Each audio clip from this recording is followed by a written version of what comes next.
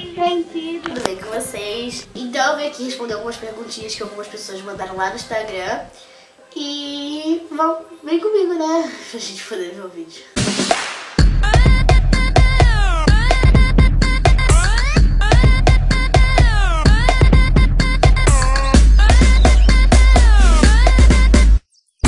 Primeira pergunta.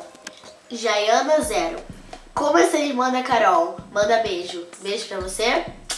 E é bem normal, porque a gente convive muito bem uma com a outra, mas ela é meio irritante às vezes. Segunda pergunta. Spoken Last. Beijo pra você, tá? Oi, Gi, você é linda. Então, como é ter 2 irmãos mais velhos? Bom, é muito bom. Eu gosto muito deles, eles gostam muito de mim, eu acho, né? Que eu não sei de nada. E é muito legal, mas tem vezes que eles... tem a vida de irmão. Vocês sabem, né? Te sacaneia. Mas como é que é? A gente te sacaneia pra caramba, né? A gente sacaneia pra caramba. Não, eu te sacaneio. Eles me sacaneiam pra caramba. Terceira pergunta. Sabe DS? Sua loja favorita? Minha loja favorita é Zara. Eu adoro. Beijo, sabe DS? Beijinho. Uma pergunta. BDS é a mesma de antes. Qual é o seu maior medo? Meu maior medo, gente, é perder minha família e as pessoas que eu amo. Porque muita gente sabe que tudo que é bom dura pouco.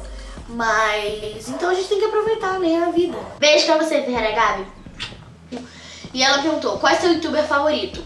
Meu youtuber favorito é a Karen Bakini, pra quem não sabe. E eu gosto bastante dela porque ela é muito engraçada, ela faz vídeos muito legais. E é isso, eu gosto muito dela. Sexta pergunta, Felipe Cacilva, beijo pra você. Assiste algum youtuber americano? Se sim, quais? Eu assisto Thalita Ferraz, ela é brasileira, só que ela tem outro canal de maquiagem, e ela fala americano e eu gosto bastante. No caso, ela fala inglês. Nossa, como eu sou triste.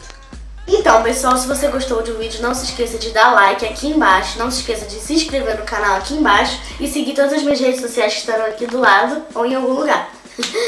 Beijo. Tchau. Então, eu tô aqui hoje pra fazer um vídeo de perguntas, só que... Não, começa de novo.